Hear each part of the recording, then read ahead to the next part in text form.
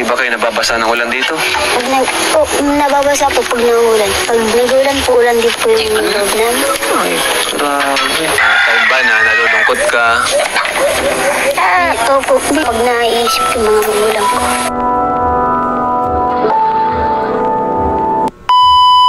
Welcome back to my YouTube channel, Teresa Bisaya pero Bicolana. Taas noo, taga-diet ako. Bakas na bakas naman, di ba? Ayun mga kalingap, bale, magre-reaction video na naman tayo. Reaction video po yung content na natin. Kaya hindi pwedeng manonood lang kayo nang i-upload ko kasi hindi po pwede yun. Bawal na bawal yun sa amin. Kailangan is magyaw-yaw talaga kami. Hindi pwedeng re-upload. Kaya nga tinawag na reaction video kasi ilalabas namin yung mga saloobin namin, yung sa tingin namin, yung reaction. Kaya, tapos hindi pwedeng patapusin namin yung video, tapos doon lang kami magyayaw-yaw kasi nga is reaction video tayo. Ang mangyayari kasi niyan kapag ganon, re-upload lang na yun yung bawal na bawal. Ayan, bali yung topic natin ngayon mga kamamshi, mga kalingap is dito sa dalawang kabataan na maagang nag-asawa. Tapos dahil maaga sila nag-asawa sa hirap ng buhay, ito mga kamamshi, mapapansin nyo yung nasa likod ko, diba? Yan yung tinuturing nilang bahay, na parang hindi naman talaga siya bahay. Parang ano ba, may bubong lang, tapos butas-butas na nga, tapos open lang yung, open lang. Ibig sabihin may papag lang, diba? Kaya ito, sana marami makapanood nito ng mga kabataan para kahit paano is lesson learn na rin yan. Yung batang yan, may pangarap din siya sa buhay, gusto rin niya makapagtapos, pero dahil syempre pinasok niya yung ganyan-ganyang pag boyfriend, barkada, yan yung nangyari sa kanya, di ba? Hindi sinasadya, hindi naman nila plinano, hindi nila ginusto, pero ayan yung nangyari sa kanila. Kaya ayan, panoorin natin. Pero bago pala yan mga kamamshi, thank you talaga kina Kuya Bal Santos Matubang, kay Kalingap Rab, sa buong team ng Kalingap, at sa aking team, reactor lang sa Kalam. Ayan, syempre kailangan is ipasok natin yung intro ni Kalingap Rab. Ayan mga Kalingap, hello po. Good morning. Welcome back sa ating channel, Kalingap Rab. And ang channel ni mga Kalingap, may ba? Si Kuya Bal Santos Matubang. Ayan, kasama natin ang Kalingap partner na si Marcos TV Channel. Ayan, bali si Kuya Marcos TV Channel, siya yung naka-scout dito sa dalawang batang maagang nag-asawa. Siya naka-Ristina sa Kapalongga. Bali si Marcos TV Vlog or Marcos TV Channel, siya pala yung nakatoka dyan sa Kapalongga, diba? Ano na yan medyo malayo na yan sa Daet.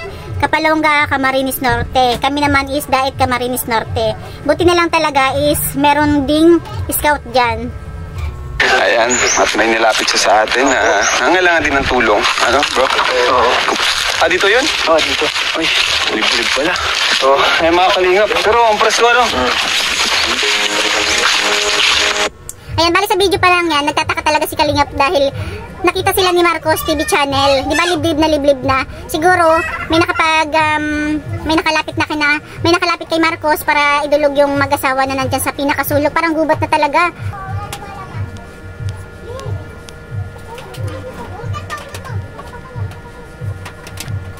Ayan, tingnan niyo mga Kalingap po, di ba? Ang layo na nilakad nila na hindi nila dala yung sasakyan. Tapos ito malayo pa rin. Pero ito pakinggan natin. Yan po mga Kalingap, ang kahalagahan na mayroon tayong mga Kalingap partners, mas napapalawak po natin yung pagtulong, paglingap. Ayan, ibig sabihin talaga mas pabor kina Kalingap Rab na merong Kalingap team na nasa iba't ibang lugar. Ibig sabihin kung ikaw, taga saan ka, gusto mong maging isang Kalingap, diba, pwedeng mong gawin yan. Katulad ko, dito ako sa Caloocan, pwede ako maging Kalingap, o diba, dito sa Caloocan, in God's will. Hindi yung andun lang tayo lahat sa Daet, diba? So, kasi marami na sila sa Daet. Kaya si Kuya Marcos TV Channel, andyan siya sa Kapalongga, siya yung nakatoka dyan, or siya yung scout nila Kalingap Rab. Importante din po talaga yung tayo, kalat-kalat. Pero mas maganda pa rin po talaga yung makapaglingap din tayo sa sarili nating lugar. Basta tawag pa rin po tayo makalimot. Kahit kilala na tayo, andun pa rin sa mga live ni Kuya Bal, sa mga programa, support pa rin. Ayan, yun yung sinasabi ni Kalingap Rab na, di ba, napakaganda ng sinabi niya na kahit daw na may kita ka na, kilala ka na, sana hindi ka pa rin magbago o hindi pa rin tayo magbago. Patuloy pa rin tayong sumuporta kina Kuya Bal Santos Matubang, kina Kalingap Rab, tuwing magla-live sila, punta tayo. Kasi meron talaga, marami po talaga na kumikita na, medyo lumakas na yung mga loob nila, lumaki na yung ulo. Kaya sana, patuloy pa rin tayo, punta pa rin tayo sa mga live nila at suportahan din natin yung kanilang mga ginagawa. Dito po tayo ngayon sa nilapit sa atin ni Marcos TV Channel, isang Kalingap partner based sa Kapalonga. Ngayon, kilalanin po natin ang buhay po. Ang kwento ng buhay ng mag-asawang, ang pangalan mo, bro? Mark Anthony po. Si Mark at si Catrice Mabia po. si Catrice. Diba? Itsura pala talaga nila mga Kalingap. Ang bata, para mga muy-muyin pa, di ba? Sino ba si Mark at saka si Catrice? Napakababata pa ng mga mukha, napaka-aamo, para mga inosente na hindi ko maintindihan kung bakit maaga mga nag-asawa. Anak niyo po, anak mo to? Anak niyo? Ilang taon na kayo? 13 po. Grabe bro. Grabe, 13 years old. Ay, kapalo mo. Diba, sana maging aral to sa mga kabataan, maraming makapanood nito, na para kahit paano makita nilang sitwasyon. Hindi man sila maging ganyan, pero napakahirap. 18 years old, pero ayan, maaga silang tinawag ng responsibilidad bilang isang ama at ina. Ilang buwan na yung anak nyo? 6 na po yung 2020 po. Magsisis na? 6 months? Gwapon. 6 months, pero kahit papano naman malusog yung baby, buti na lang. Kahit sa ganyang, yung bahay nila, open talaga yung bahay nila, walang sarado.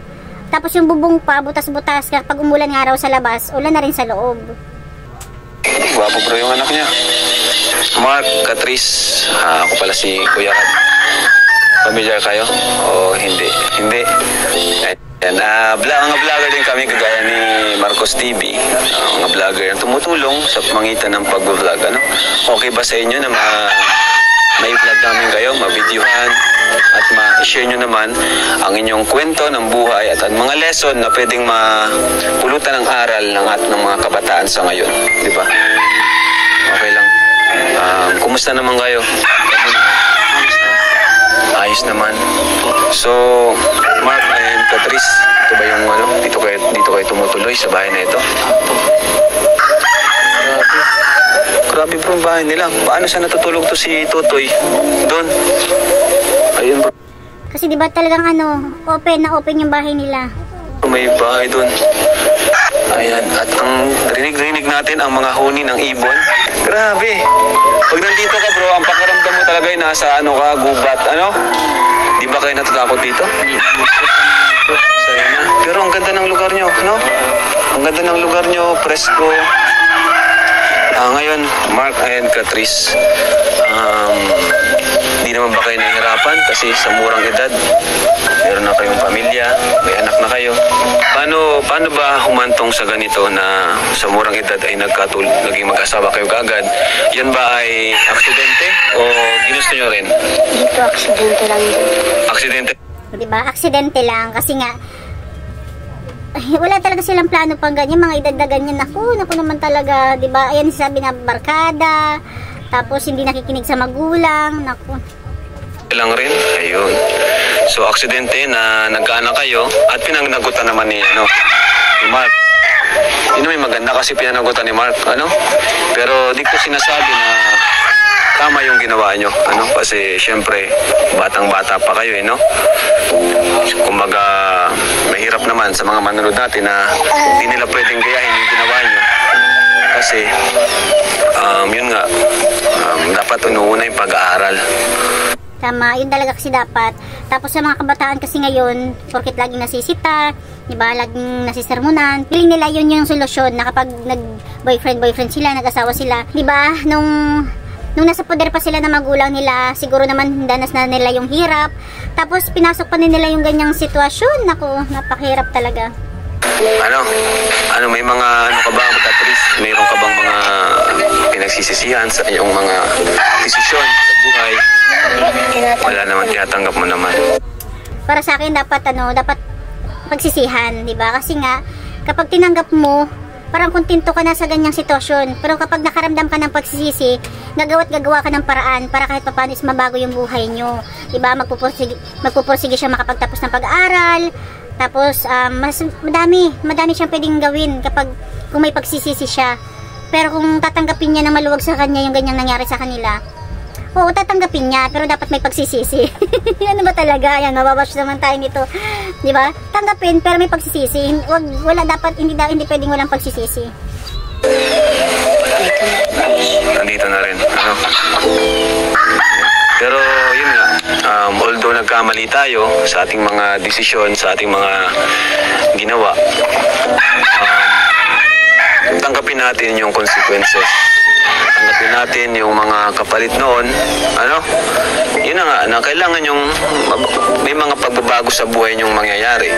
Kaya niyan, di na tulad ng dati na pwede kang gumala kung saan-saan. Pero hindi ka na pwedeng umalis kung saan-saan, no? Kasi meron ka ng meron ka ng anak. Diba? Yan pa lang, ang laki ng pagbabago kapag pinasok mo yung ganyang sitwasyon. Diba? Kung dati malaya ka, kahit anong gawin mo, matulog ka lang matulog, mga kabataan. Tapos may barkada, may kaibigan, makipagkwentuhan, tumambay. Pero pag ganyan na pinasok mo yung sitwasyon, ako wala na. Talagang, lalo pa kung ganyan ang sitwasyon, diba? Ako. Isa ka ng nanay. Tama? Ano yung mga nabago sa iyo simula nung nagkaanak? Yung dati po ay kumpleto po yung pagbukas po araw. Minsan na lang. Nakaka-absent ka na. Minsan po nagkakasakit din po sa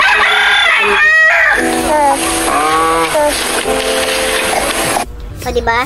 Kung dati-rati nakakapasok siya araw-araw, ngayon hindi na dahil syempre may baby siya. Minsan masama yung pakiramdam, tapos kung wala pang magbabantay, diba? Kaya gustuhin man niyang makapagtapos ng pag-aaral, pwede may mga balakid na, may mga reason na kung bakit pwede hindi siya makapagtapos. Tapos po yung dati barkada ko wala.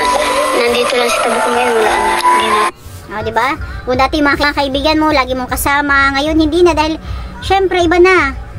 Sila mga dalaga, ikaw nanay na, di ba?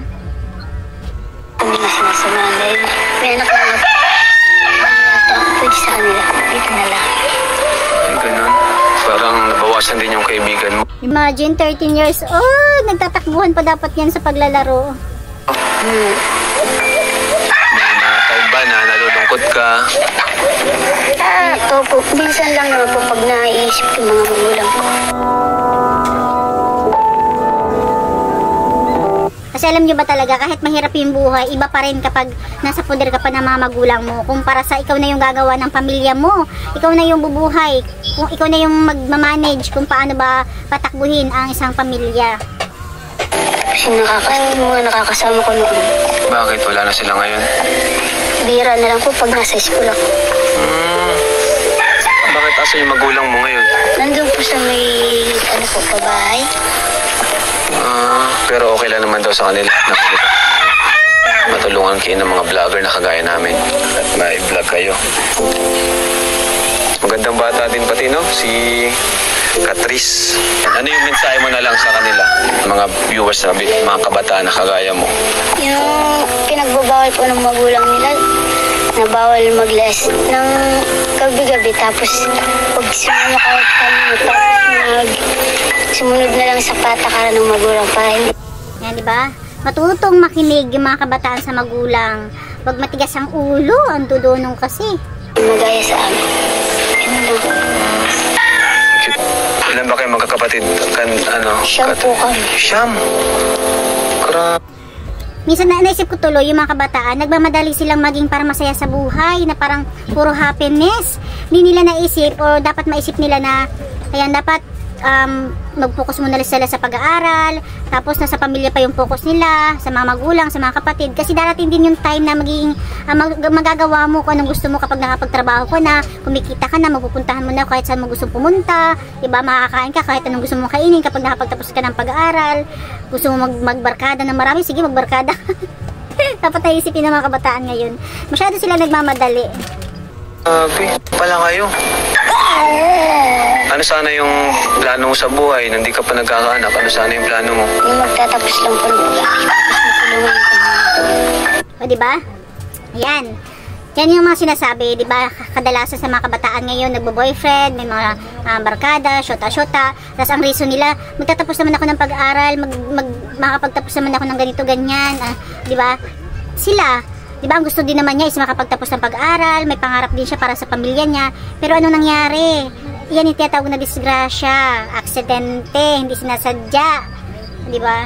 Kaya hanggat nakipagrelasyon ka, hanggat nakipagbarkada ka, tapos gumagawa ka ng mga kalukuhan, gabi-gabi puputak sa barkada mo, maraming pwedeng mangyari. Kahit pa sabihin mong gusto mo makapagtapos, gusto mo makapagtrabaho na maayos, pag nasa tamang edad ka na, wala sa'yo ang kapalaran, hindi mo pa hawak. Diba? Na kay Lord pa yan. Kaya dapat sumunod tayo. Diba? Kaya kung gusto mo talaga makapagtapos, hanggat maaari, iwasan nyo muna makipagrelasyon sa iba, magbarkada, magtambay-tambay ng gabi, 'di ba? Para kahit walang balakid, walang dahilan para hindi matupad yung pangarap mo. Kasi kahit may pangarap ka, kapag ganyan, may nakipagrelasyon ka, may barkada ka, gabi-gabi kung saan ka pumupunta, maraming pwedeng mangyari na hindi matuloy yung pangarap mo. Gusto mong matulungan? At parang nalulungkot ka?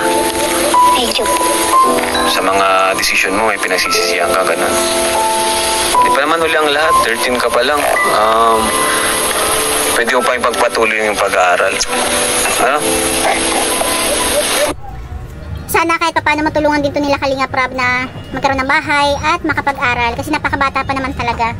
Ikaw naman bro, Mark, ano yung aral na may share mo sa mga kabataan? Yung mga natutunan mo? Maaga po nag-asawa po. Pag kumaya. Ayan. Mahirap din po ang bahay sa ngayon. Pero syempre, hindi naman kami nandito para lang ikwento niyo yung buhay at ma-share sa mga viewers. At dito rin kami para tumulong. Ano Mark? So ayan mga kalingap, ito po yung bahay nila. May ibon, no? May ibon. May baboy damo. Ayan, yun yung mga kasama nila. Baboy damo. Di kaya si Tarzan ito, bro? Ayan, si George. Ayan, may ibon. Ito. Diyan kayo natutulog. O diba, yan pansin yung mga kamamshi, mga kalingap. Ayan o, bubong-bubong lang, tapos butas-butas pa, tapos open na open yung paligid. Tapos may sahig lang. At dyan sila natutulog, dyan sila nahihiga. Tulog. Dito kayo natutulog? Ha? Bro, dito sila natutulog. Hindi kayo natatakot na open lahat? Walang pader? Hindi naman. Grabe bro. Bubong nyo, para mapagsakan si Baby Clarence. Yung sitwasyon nila, para bagang nagtanan sila, tapos naglakad-lakad sa kagubatan, tapos nakakita ng ganyan, na silungan, tapos dyan na sila gumawa ng pamilya. Diba kasi wala talaga mga dingding. Para siyang lumang bahay na natira na lang yung bulok-bulok na bubong. Siya baga. Ano yung gusto nyong ihiling sa Team Kalingap? Candy, so ikaw muna. Anong tulong ang gusto nyong may tulong namin sa inyo? Mabigyan lang po kami ng mais na matitirahan. Ikaw naman bro. Ganyan rin po. Mais na matitirahan? Oo. Obvious naman, nakita natin. Tinuman naman yung bahay nila. Grabe. So, Corlab, dito mo lang Dr. Rob. Diyan lang. At diyan natin nilalatag. Ayan mga kamamshi, yan yung grocery na dala-dala nila Kalinga Prab na worth 3,000. Siguro hindi na natin i-flex yan kasi mahahaba na yung ating video. Pero nasa din yan, worth 3,000 pesos. Maraming salamat po dahil napasok po kayo sa lugar namin kahit maliblib. Kamukat. Liblib talaga. Tapos parang sila lang yung nakatira, no? Ni Chloe Kawig nga boss. Kawig ni Chloe Oo. Batid ni Marian. Kala ba si Chloe? Catrice, siyempre, nagbigay ako ng groceries. Bibigay din ako ng pera. Ito saan nyo madalas ginagamit ang pera? Kayong mag-asawa? Pang pamasahe po pagpasok. Tapos po minsan mo nagbibigay po kami dyan pang sangkap po sa niluluto po. Ayun. Tapos po diaper po. Diaper. Ano yung pinapakain mo dyan? Wala. Biscuit po yung marin minsan lang. Ano yung gatas niya? Ay, lang po yun. Lang? Opo. Diba kahit pa paano naman malusog yung bata sa pero mas mainam talaga na may pinagkukuhaan sila ng maayos na income. Pag ang pinapainom nyo dyan, Opo. saan kayo kumukuha dati ng ng panggastos? Na minsan pag nagtatrabaho po siya, pag wala po ng... Nagtatrabaho siya? Ang trabaho niya? Yung pag-ihila lang po ng kupura niya. Hindi nyo pagtangila ngayon. Kaya di nyo rin mapaayos tong bahay nyo. Sabi ngayon lang ako nakakita ng ganito. Sobrang bata pa, no? Grabe, sobrang bata pa talaga. At saka parehas sila. Same sila na 13 years old. OMG, buti na lang talaga yung anak nila is okay. Walang malusog, di ba? Pogi. Maagang. Ngayon lang ako nakakita, bro. Di ka naman nahihirapan mag-alaga. Di ka man nahihirapan pagsabay yung pag-aaral mo saka sa pag-alaga mo ng baby. Hindi naman po kasi... Mahirap syempre. Mahirap yun. Kaya lang, dahil nasa ganyang sitwasyon na siya, wala siyang magagawa. No choice siya. Pangapin po. So, marunong naman na kayong umawak ng pera. Marunong naman. 13 years old ka pa lang, pero napaka-matured mo nang mag-isip. Pag 13 years old, kadalasan, pa lang yan, no? Naglalaro pa lang, nagtatakbo-takbuhan, nagbubulahan sa mga kaibigan. Naglalaro. Gusto ba maging Gusto ba yung dati mong buhay? No po, minsan lang. Minsan. Anong klaseng buhay yung dati mong na-miss mo dati sa dati mong buhay? Yung pagiging dalaga po, tapos yung umutos-utusan lang ako dati ng magulang ko. Lang dati sa tabi ng magulang ko ngayon, wala na po. Nasa ibang bahay na po ako gawa nung asawa na nga po. Diba, kahit papano, ngayon mas na-appreciate niya. Siguro nung nasa poder pa siya ng magulang niya, kapag inutos-utusan siya, nagagalit siya, o naiinis, ngayon, namimiss niya na yun. Diba? Kahit papano is ngayon niya na-appreciate ang pagiging isang anak. Namimiss mo na ba yung pamilya mo? Namimiss mo na? Opo, may nauwi-uwi naman po ako dun pag wala pong pasok. Tsaka pag di pamasahe lang. May gusto ka bang sabihin sa kanila? Kay mama mo? Mensahe? Nanonood yun ngayon? Ngayon, nag-iingat po ako ng patawad dahil po di ko po nasunod yung mga payo niyo nung pinapayuan niyo po ako gabi-gabi. Tapos yung sinasabi niyo po nangyari na po eh. Yung sabi niyo, pag ikaw di niyo na po ako gagabayan. Ngayon po, di niyo na talaga yung mga pinagbabawal niyo po dapat sundin ko, hindi ko po nasunod kaya po nangyari. Diba? Kadalasan sa mga kabataan ngayon kapag nasisermonan, napagsasabihan, masama pa yung loob nila, pero ayan, siya na yung katunayan, siya na yung magpapatotoo talaga na parang nakapagsisi na sana sinunod na lang niya yung magulang niya, nakinig siya, pero wala, nasa uli yung pagsisisi. Kahit kailan naman kasi talaga hindi mapupunta sa unahan ang pagsisisi. Parang yung video lang, hindi pwedeng mauna yung review bago yung original. Bali, nasabi ko pala yun kasi meron nag-comment sa akin na bakit daw nire-review ko pa o nire-reactionan is napanood na raw yan ng marami. Ang sagot ko na lang is ganun po talaga. Hindi pwede mauna yung reaction bago yung hindi pwede mauna yung reaction kaysa dun sa original. Nasa huli talaga ang reaction. Ngayon po ang tawag dahil nabuntis po ako ng agad. Yung pangako ko po na tatapos po ako ng pag-aaral na hindi ko na po baka po hindi ko na matupad gawa po yung hirap na po ng buhay. Ayan, di ba? Humingi siya ngayon ng kapatawaran sa mama niya, tapos nagpapauna na siya na baka hindi niya matupad yung pangako niya sa mama niya na makapagtapos ng pag-aaral dahil sa hirap ng buhay. Di ba?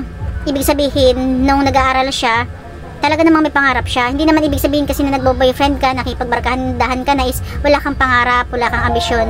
Lahat meron. Pero kung ayaw mo magkaroon ng balakid, ng harang, wag mong pasukin yung makikipagbarkada, tapos kahit gabi na wala ka pa, tapos makipag-boyfriend. Kasi pag once pinasok mo lahat yan, may mga posibilidad talaga na hindi matuloy or maabot mo yung mga pangarap mo. Alam niyo ba, nung unang napanood ko to, medyo emotional talaga ako. Pero dahil nakailang beses ko na napanood to, medyo nakalma ko na. Tsaka kahit papano, iba rin kasi pag nakaharap tayo sa camera. Okay lang yan, Catrice, Hindi pa uli ang lahat. Yung pangako mo sa anak mo, sa mama mo, pwede mo pa yung matupad. Tama, ayan, di ba? Tuloy, tatanggap niya na, nagsisi na siya, pwede niya nang baguhin lahat. Yun sinasabi ko, sa ginawa nila o sa nagawa o sa nangyari sa kanila, hindi mo pwedeng tanggapin na lang. Hindi pwedeng walang pagsisisi. Mas maganda kung may pagsisisi kasi marami kang pwedeng gawing hakbang para mabago pa yung buhay nila o mabago pa yung buhay mo na pinasok mo sa ganyan. Pero grabe, na-touch ako sa sinabi niya. Sobra. Humingi siya ng tawad kasi... Pero okay na yan. Nandito naman ang nandito ka mga kuya mo, ha? Ito yung kagandahan kinakalinga Prab talaga. Talagang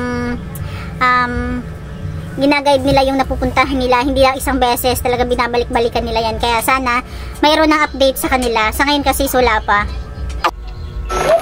So ito, bibigyan ko kayo ng pera para maliban sa groceries, para pag magpapasok ka, mayroon kang pang-suporta sa pag-aaral mo. 1, 2, 3, 4, 5, 6. Ayun. 6,000. Ano? Okay na, masaya ka na? Masaya na. Hayaan mo ka, Tris. Itong bahay nyo. Malay mo, balang araw mapagawan din namin. Ano? Yan, sana talaga mapagawan sila, di ba? Sana isa sila sa magkaroon ng pabahay nila Kalinga Prab. Kami nagpapagawa kami ng mga bahay, lalo na itong mga itong bahay sira-sira. Wala din kayong pangpaayos ng bahay, ano? Saan lahat napupunta ang pera nyo? Ito lang po kay Tutoy lang po, tapos dyan, tapos po sa pagpapasok namin.